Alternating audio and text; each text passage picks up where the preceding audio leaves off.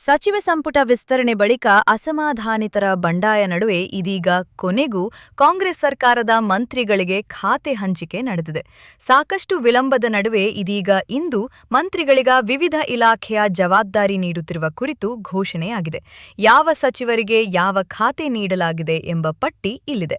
ಎಚ್.ಸಿ. ಬಾಲಕೃಷ್ಣಗೆ ಸಣ್ಣ ನೀರಾವರಿ ಇಲಾಖೆ, ಕೆ.ಎಚ್. ಮುನಿಯಪ್ಪಗೆ ಸಾಮಾಜಿಕ ಕಲ್ಯಾಣ ಇಲಾಖೆ, ಸಂತೋಷ್ ಲಾಡ್ಗೆ ಕಾರ್ಮಿಕ ಇಲಾಖೆ, ಚಲುವರಾಯಸ್ವಾಮಿಗೆ ಕೃಷಿ ಇಲಾಖೆ, ಬಸವಂತಪ್ಪಗೆ ಬಂದರು ಮತ್ತು ಮೀನುಗಾರಿಕೆ ಇಲಾಖೆ, ಮಧು ಬಂಗಾರಪ್ಪಗೆ ಪ್ರಾಥಮಿಕ ಶಿಕ್ಷಣ ಇಲಾಖೆ, ಬಿ.ಜೆಡ್. ಜಮೀರ್ ಅಹ್ಮದ್ ಖಾನ್ಗೆ ವಸತಿ ಇಲಾಖೆ, ಯು.ಟಿ. ಖಾದರ್ಗೆ ಆರೋಗ್ಯ ಅಲ್ಪಸಂಖ್ಯಾತರ ಕಲ್ಯಾಣ ಇಲಾಖೆ, ವಕ್ಫ್ ಇಲಾಖೆ, ರಿಜ್ವಾನ್ ಅರ್ಷದ್ಗೆ ಆಹಾರ ಇಲಾಖೆ, ಲಕ್ಷ್ಮಣ್ ಸವದಿಗೆ ಸಹಕಾರ ಇಲಾಖೆ, ಡಾ.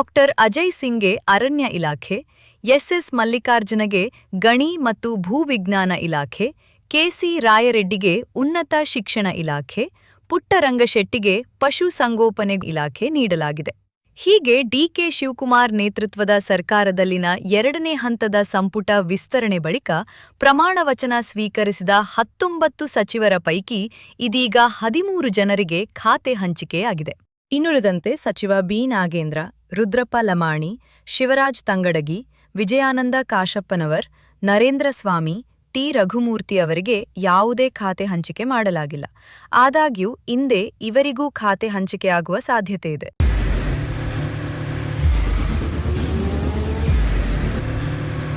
ಪ್ರಜಾಮಾರ್ಗ ನ್ಯೂಸ್, ಇದು ಜನಸಾಮಾನ್ಯರ ಧ್ವನಿ. ನಮಸ್ಕಾರ.